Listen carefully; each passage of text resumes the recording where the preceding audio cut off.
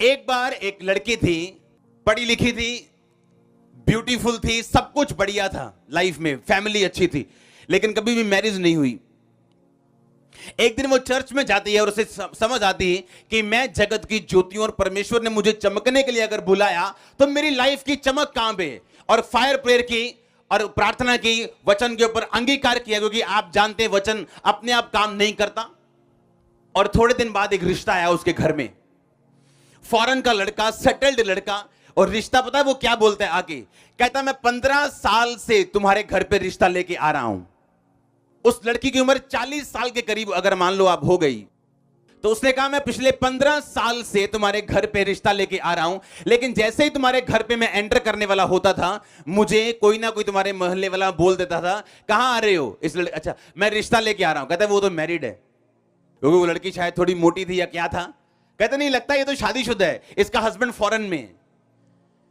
अलग अलग रिश्ते उसे आते रहे और उसके मोहल्ले से ही वापिस जाते रहे। क्यों? क्योंकि जब शैतान आपको कवर करके रखते हैं तो आप चमक नहीं सकते। और आज यीशु मसीह के नाम में अगर मैं परमेश्वर का दास हूं, वो कपड़ा आपकी लाइफ से मैं उठाने वाला हूं और अगली गवाही आपकी होगी जो आप यहां पे देने वाले। मुझे पहले यह समझना पड़ेगा कि मैं जगत की क्या हूं, ज्योति हूं। मेरा काम क्या है? मेरा काम रोशनी देना है। अपने मोहल्ले में अगर मैं क्रिश्चियन अकेला हूं तो मैं इस मोहल्ले की रोशनी हूं। मेरे द्वारा लोग अगुवाई पाएंगे, मेरे द्वारा लोग सच्चाई पाएंगे, मेरे द्वारा लोग परमेश्वर में आएंगे, मेरे द्वारा लोग इस जगत की, बाइबल की, परमेश्वर की सच्चाइयों को जान पाएंगे। ये मेरी कॉलिंग है, ये आपकी कॉलिंग है, ये आपकी बुलाहट है। आप जगत की ज्योति हो, ये आपकी बुलाहट है। ये इसके लिए आपने जन्म लिया, क्योंकि आप जगत की ज्योति हो, क्योंकि आप क्रिश्चियन हो, आप मसीही हो, आप जगत की ज्योति हो। आपको चमकने के लिए ही परमेश्वर ने चुना और आपको चमकने से आज कोई शैतान की ताकत रोक नहीं पाएगी।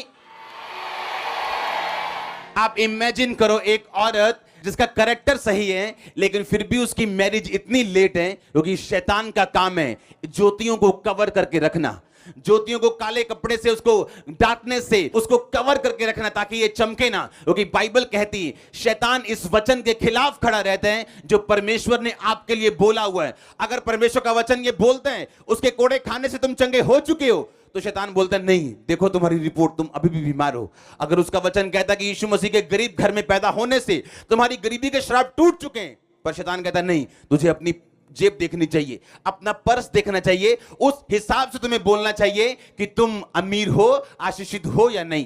पर ऐसा नहीं है।